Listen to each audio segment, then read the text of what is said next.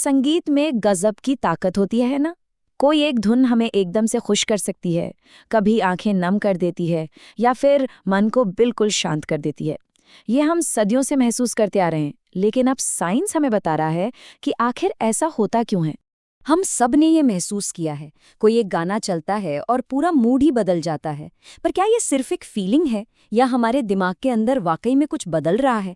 क्या हम इस बदलाव को देख सकते हैं, माप सकते हैं? बस यही सवाल आज हमारी इस पड़ताल के सेंटर में है।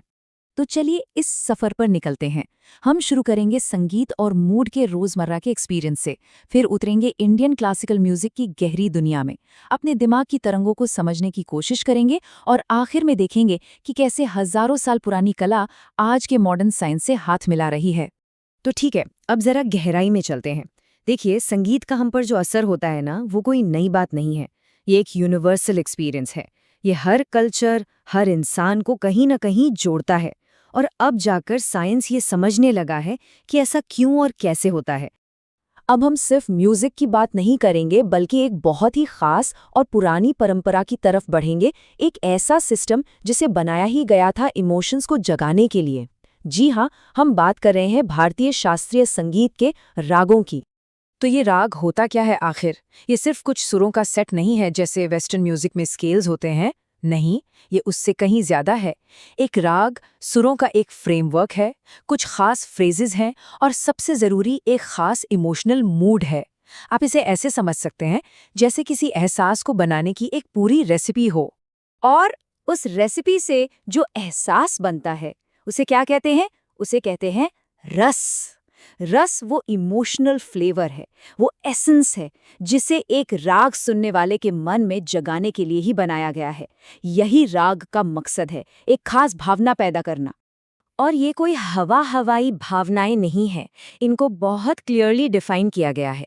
जैसे श्रृंगार रस प्रेम और सुंदरता का एहसास जगाता है, वीर रस से हिम्मत और बहादुरी की फीलिंग आती है, करुण रस से दया और करुणा पैदा होती है, और शांत रस हमें सुकून का अनुभव कराता है। हर रस अपने आप में एक अलग इमोशनल दुनिया है। तो ठीक है, राग एक खास एहसास पैदा करते हैं, लेकिन सवाल ये है कि ये होता कैसे है? इसके लिए हमें आर्ट की दुनिया से निकलकर अपने दिमाग के अंदर झांकना होगा। क्या हम सच में अपने दिमाग की अंदरूनी धुन को सुन सकते हैं? हाँ, एक तरह से तो सुन ही सकते हैं। हमारा जो दिमाग है ना, वो कभी चुप नहीं बैठता। वो 24 घंटे बिजली के सिग्नल से गुलजार रहता है। जब लाखों करोड़ों न्यूरॉन्स एक साथ फायर करते हैं तो एक इलेक्ट्रिकल रिदम बनती है। बस इसी रिदमिक एक्टिविटी को हम ब्रेन वेव्स या मस्तिष्क तरंगे कहते हैं। अब ये जो तरंगे हैं, ये भी अलग अलग तरह की होती हैं और हर टाइप एक अलग मेंटल स्टेट से जुड़ा होता है। मिसाल के तौर पर अल्फा तरंगे, ये तब ज़्यादा एक्टिव होती हैं जब हम रिलैक्स्ड होते हैं लेकिन फोकस्ड होते हैं। और थीटा तरंगे तब दिखती हैं जब हम बहुत गहरे आराम या मेडिटेशन की स्टेट में होते हैं। तो सवाल ये है कि इन अल्फा और थीटा स्टेट्स में पहुंचने से फ़ायदा क्या है? फ़ायदे बहुत साफ हैं। एंग्जाइटी और स्ट्रेस कम होता है, क्रिएटिविटी बढ़ती है, इमोशनल स्टेबिलिटी आती है, और तो और याददाश्त भी तेज होती है। मतलब ये मेंटल हेल्थ के लिए एक आइडियल स्टेट है। और बस यहीं पर आकर सारी कड़ियां जुड़ जाती हैं।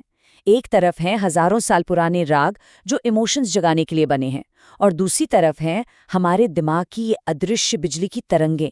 क्या ये मुमकिन है कि इन दोनों के बीच कोई गहरा कनेक्शन हो? सवाल बिल्कुल सीधा है।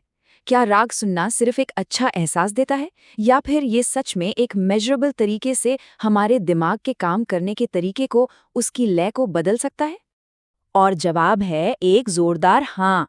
2022 की एक साइंटिफिक स्टडी में ये पाया गया कि संगीत सुनने से ईईजी में, यानी ब्रेन वेव्स को मापने वाले टेस्ट में, थीटा और अल्फा तरंगों की पावर असल में बढ़ जाती है। ये एक बहुत बड़ी खोज है। मतलब आसान भाषा में कहें तो राग सुनने का असर सिर्फ एक एहसास नहीं है, ये एक असली बायोलॉजिकल घटना है। ये हमारे दिमाग को सचमुच उन स्टेट्स में ले जा सकता है जो रिलैक्सेशन, फोकस और मेडिटेशन से जुड़ी हैं। तो चलिए अब इस पूरी तस्वीर को एक साथ जोड़कर देखते हैं। ये कोई इत्तेफाक नहीं है, ये पुरानी कला और नई साइंस का एक बहुत ही खूबसूरत संगम है, जहां सदियों की परंपरा को नई टेक्नोलॉजी कन्फर्म कर रही है। तो ये होता कैसे है? इसके पीछे की साइंस क्या है?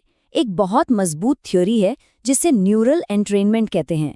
इसका सीधा सा मतलब है कि हमारे दिमाग की अपनी लय यानी हमारी ब्रेन वेव्स बाहर से आ रहे संगीत की लय के साथ खुद को सिंक कर लेती हैं। जैसे दो घड़ियां एक साथ चलने लगती हैं, वैसे ही हमारा दिमाग संगीत की रिदम को पकड़ लेता है। और ये चीज कमाल के तरीके से काम करती है। देखिए, अलग अलग राग कैसे अलग अलग असर डाल सकते हैं। राग भैरवी जो शांति और भक्ति से जुड़ा है, वो तनाव कम करता है। राग मालाकॉन्स जो मेडिटेटिव है, वो रिलैक्सेशन और फोकस बढ़ाता है। और राग यमन जो खुशी से जुड़ा है, वो मूड को बूस्ट कर सकता है। हर राग मानो एक अलग न्यूरोलॉजिकल चाबी है। और यही तो इस पूरी बातचीत का निचोड़ है। जो बात कलाकार और संगीतकार सदियों से अपनी इंट्यूशन से जानते थे कि संगीत में हील करने की, बदलने की शक्ति है, आज मॉडर्न न्यूरोसाइंस उस पर मोहर लगा रहा है। ये दो अलग अलग दुनियाओं का मिलन है जो आने वाले वक्त में मेंटल हेल्थ के लिए नए रास्ते खोल सकता है।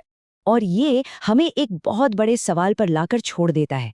अगर संगीत जैसी एक पुरानी कला में इतनी साइंटिफिक गहराई छुपी हो सकती है, तो जरा सोचिए और कौन कौन सी पुरानी परंपराएं हैं, कैसा कैसा प्राचीन ज्ञान है जो बस इंतजार कर रहा है कि मॉडर्न साइंस उसे खोजे और समझे। है ना एक दिलचस्प ख्याल?